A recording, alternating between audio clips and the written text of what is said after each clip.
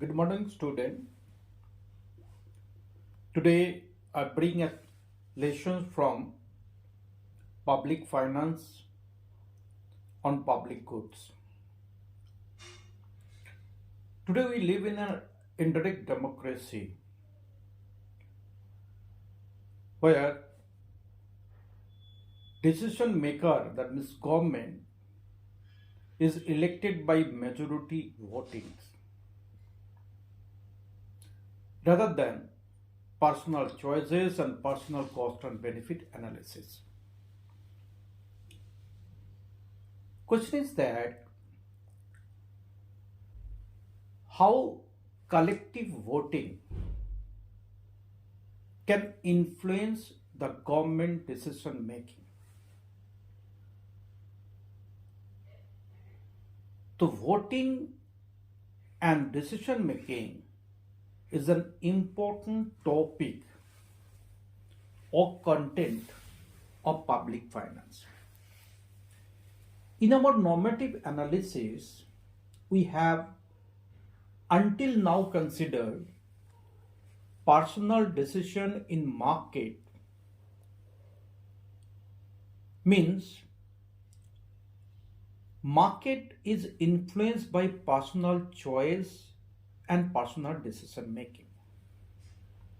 Personal decisions are accompanied and influenced by public finance and public policy. Whereas people made the personal decision that determine their own personal outcome, that is cost benefit analysis. But how collective decisions can influence by public finance and public finance made by voting? People do not therefore determine their own personal outcome by making personal decisions. Personal outcome are determined through collective outcome of decision of voting. And what is the collective objectives? Collective objective is social justice, efficiency. Now question arises, by collective voting, social justice, efficiency can be achieved. This is the main part of this lecture. Because of probability of 1% vote being decisive in large voting population is effectively zero. Means in a democracy, 1% choice may not be affected in a large. Reason why people vote may not be that they expect to influence the outcome of voting. Voting may be expressive, voter may have their own choices and they can support or oppose of any of the candidate according to the agendas. They can happy with the win of their favorite candidate, can be sad with the lose of their favorite candidate. People vote in a democracy as an act of civic duty. They have been taught that taking the time to vote is correct pro-social behavior. Their utility from voting may be from democratic participation and realizations of democratic ideals.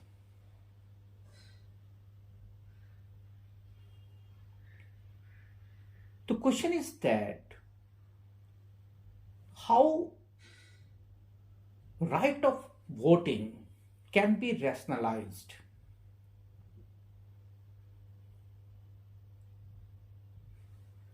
Institution can influence the voters by the voting decision or by money spent on political persuasion that candidate therefore benefit from campaign contributions. Sometimes the voting, decision making, public policies and its implementation, spending of public finance on public goods have lot of dilemmas and problems between principal and agent, bureaucratic problems, etc., etc., etc. If we wish to determine the outcome of voting when there is no impediment other than the attribute of voting itself for achieving social justice and efficiency, then our questions are: if market fail to achieve efficiency in presence of public goods and externalities, can voting achieve efficiency?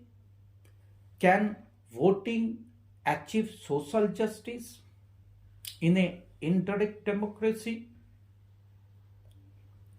Rather than society making collective decisions about public finance and public policy through voting, a person in the population could be randomly chosen to make collective decisions on behalf of everyone.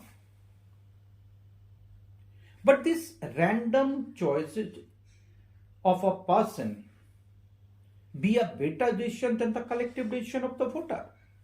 Definitely no. If it is accepted, then the democratic participations and original spirit of democracy would be in danger. And we cannot permit this kind of things. And democracy, this kind of democracy, never expected and desirable. Therefore, we require an analytical justifications for making collective decisions by voting.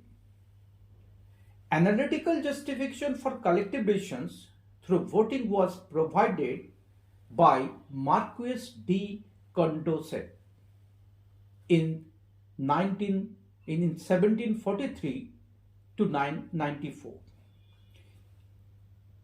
In 1785, Professor Marquis de Condorcet developed Condorcet-Jury theorem.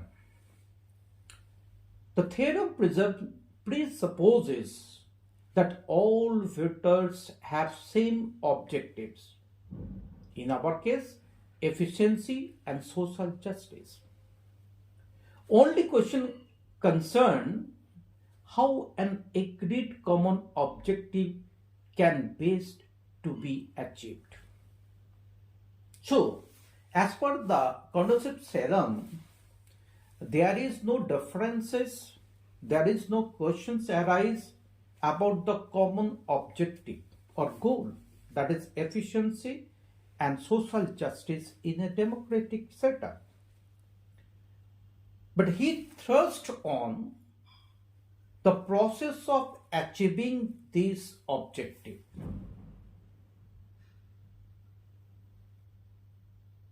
Condorcet showed that if everyone votes without being influenced by how others vote, then a number of voters increases. The likelihood that the correct decisions can be achieved. Majority support will increase. As the number of voters become very large, the likelihood that the majority makes the correct decision and approaches certainty. Condorcet-Jury theorem is a part of a field of decision-making theory on the basis of common consensus. This theory and theorem not applicable to many questions that generally we confronted in the study of economics. For example, this theorem is not based on single objective of a voter, or the voters have different objective, but it is based on single objective. Another theorem is based on single objective, rather different objectives having with the different voters. So Conrad's theorems is an important theorem to promote majority votings and encourage the people to participate in democratic process of participation and achieving desired objectives. Voting can also, on basis of effect of externality, means social cost. How the people look the social cost and externalities for any project or public policy or the public finance on a particular project. For example, if any project calls for environmental pollution in a particular area, a majority of the voters of that area against of this project financed by the government, so definitely the government decision making could be influenced by the majority decision and can be they stand against the government policy. But in reality, most of the voters, they are less bothered about social cost or externalities, how the food carbon footprint could be reduced, and what kind of international methods, by process, by mechanism is going on. They are least bothered because they are very much concerned with their local problems and issues rather than national, international issues. Now the question is that voting versus market. In a modern democracy, we have seen that the personal decisions sometimes going to influence to the market decisions. And we presume that personal decision, market decision is far better than collective non-market decisions.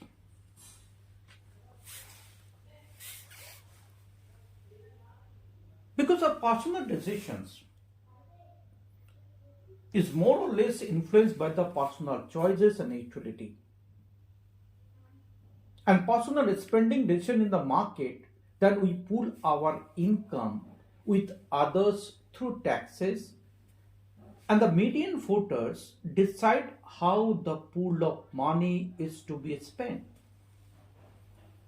As per the Condorcet's jury theorem, indicate that collective decision made in a democracy with many people voting are more likely to result in a correct answer than decision made by a dictator or a small elite. The collective decision of the broadly based on democracy are therefore preferably to the narrowly based authoritarian decisions. That's why it is very, very important for every one of us who cross a certain age of voting should participate in this democratic process and should vote collectively to achieve the common objectives rather narrowly influenced by many side effects. Sometimes we have seen that making decisions is compensatory payment we have seen for the voters. And in effect, would be buying the votes of voters 2, 3, 4 days. And this market of vote is illegal. Means democratic philosophy and spirit never allowed the votes to be buy and sell. Ethically, undesirable, and legally also. So one reason is the principle of personal income and wealth should not be determined how many votes a person control. The principle of democracy and democratic equality of one person, one vote is inconsistent with the market for votes, which would allow people to buy votes and vote for more than once. So that's why market in votes is not desirable. The second reason why markets in votes is not desirable, not permitting, based on the value of aggregate votes. In a large population of voters, a rational voter will correctly perceive that it is unlikely that a single voter will affect outcome of majority votings. It is personally irrational, as we have noted, to take a time to vote based on a personal benefit cost calculation. When voting is not compulsory, people vote expressively to confirm self-identity or out of the sense of civic duty. Nonetheless, if there were a market for votes, some people would be prepared to sell their votes for a small sum of money, and which could be dangerous for the stability, sovereignty, and welfare objectives of a democratic state. So therefore, it is very, very important that every person without influence by anything, we have to go for we have to go for making our state stronger, making our state develop, making our economy well off, and for our own cause, social cause, economic cause, political stability, and to strengthen our international relationships and viability, feasibility, we have to vote in a larger number, and we have to encourage to others to vote without influence, vote with consensus, vote with justifiable manner, vote with analytical pursuit rather than influenced by any other thing. Thank you.